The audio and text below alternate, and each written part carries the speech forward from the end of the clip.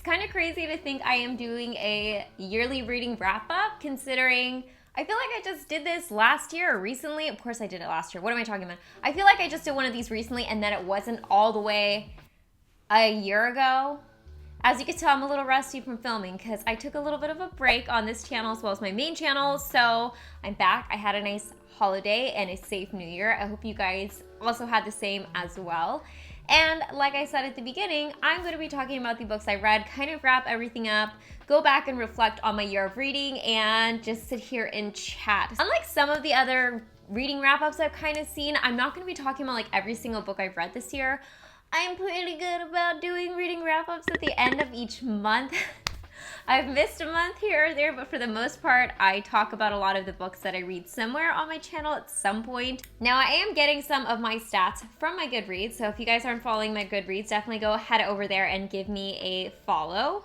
I'm gonna go and read you guys the stats that are on my year in books on Goodreads, and then we'll go through some of those numbers and get a little bit more in depth with them. But my year of 2021, my goal was to read 50 books last year, and I actually ended up reading 61. It says 62 on my Goodreads, but I DNF'd one, so I don't count that. So technically I read 61 books last year. Out of all of that, I read 22,458 pages in total. My shortest book was Elevation by Stephen King, which was 146 pages, and my longest book was also a Stephen King book, which was 4 Past Midnight at 930 pages. That one was definitely a heifer, if I do say so myself. The average book length that I read was 362 pages. The average rating that I gave books in 2021 was 3.2, which I'm gonna get into that number because I need to explain myself a little bit on that one. So let's go ahead and get into them. So like I said earlier, I do have some explaining to do when it comes to like my average review, which on Goodreads it says I gave on average a 3.2 stars. Now here's the thing, and I do remember saying this last year, my biggest qualm with Goodreads is that they don't allow you to give like half-star ratings. So having that little wiggle room of half stars here and there really makes a difference for me, because like there's a big difference for me in my head between a 3-star and a 4-star book. A 3-star is a book that I was entertained by, I enjoyed it, but I could also set it down for like a couple weeks and I'm not in like that immediate rush to get back to the book.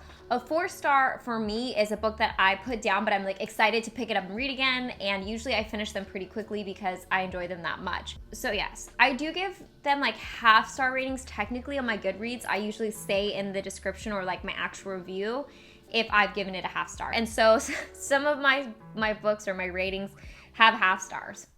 Somehow I even have a 1/4 stars, which I'm not gonna do that next year. I don't know what I was thinking. I didn't give out any 1-star reviews for the year 2021. I gave one book a 1.5-star review. I gave 5 books a 2-star review, 1 book a 2.5-star review.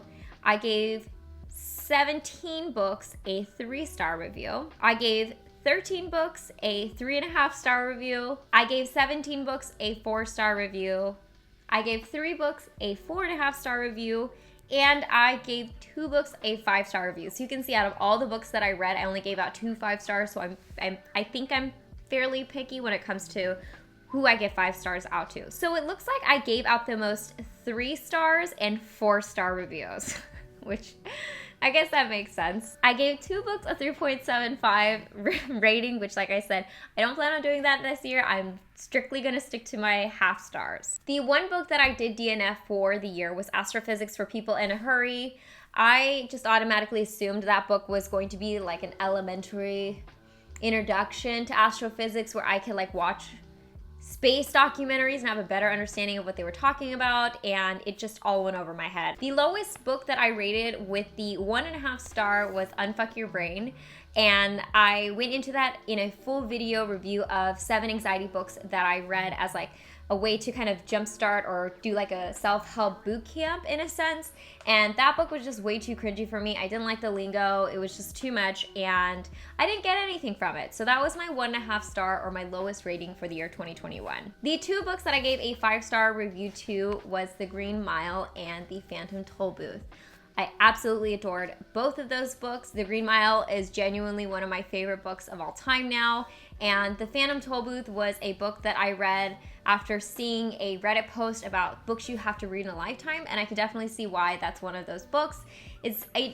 elementary or grade school book, but it just to me was such a sweet and touching book and had a lot of really nice messaging in it that I just really gave me all the tingles and feels that a good book gives you. Okay, so now that I've gone through some of the ratings and reviews I gave out for the year 2021, let's go ahead and go to the quantity of books I read per month. So going month by month, in January I read 13 books, February I read 8 books, March I read 6 books, April I read 1 book, May, I read 5 books. June, I read 10 books. July, I read 1 book.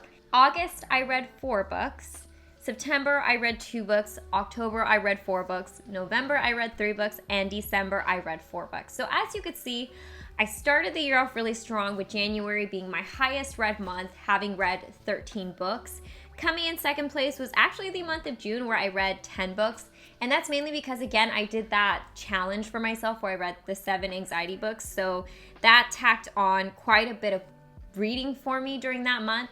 So that's kind of why that quantity was so high. The months that I read the least amount of books was actually April and July, kind of coming in probably like after every slump of the season almost. So I don't really have a specific reason as to why I didn't read a lot those months. I probably was just in a bit of, like I said, a reading slump. On average, I read about 5 books per month, which for me actually makes a lot of sense.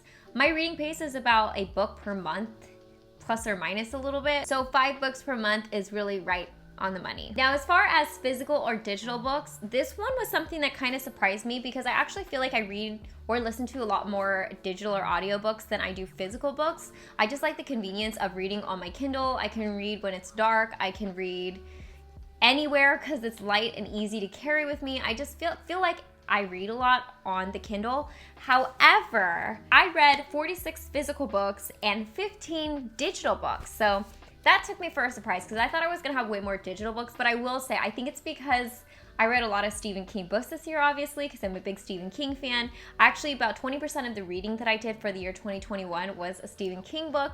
So because I have all the physical copies, which you can see behind me, I think that's why I read so many physical books. If I were to take out all the Stephen King books, I think it would make a much bigger difference in physical versus digital. My biggest surprise for the year of 2021, when I was looking back and reflecting on some of the ratings that I gave out for the past year, was actually for the book Circe by Madeline Miller. I gave this a 4.5 stars. And at the time, I must have really liked it. But if I'm looking back now and thinking about like my memory of reading that book, I don't think I would give it a 4.5 stars. In fact, I'd probably give it around like a 3.5. And so I don't feel that strongly towards the book. And I think it's because I was coming off of a really big like Madeline Miller reading height or like excitement of reading her books, because I actually really do like her writing. I think she's a beautiful writer and she really paints a scene, and I like reading about mythology. So I think that's why I was a little jaded when I went into reading that book. But if I'm looking back, or like I've talked about that book to like friends or family recently, like I was recently talking about it with my sister, I was like, yeah, it was good, but like I definitely liked Song of Achilles better.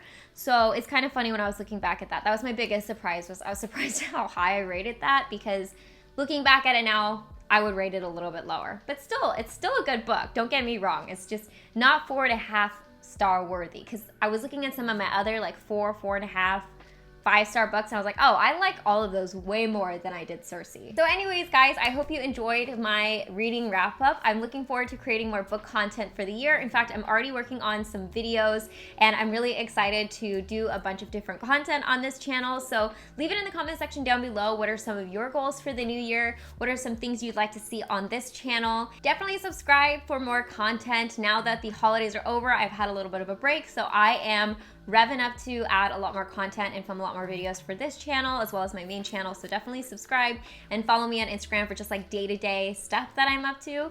And as always, I hope you guys are happy and healthy, and don't forget to rate, comment, subscribe, share with your friends and family, hit that notification bell, and I'll see you guys in my next video. Bye guys.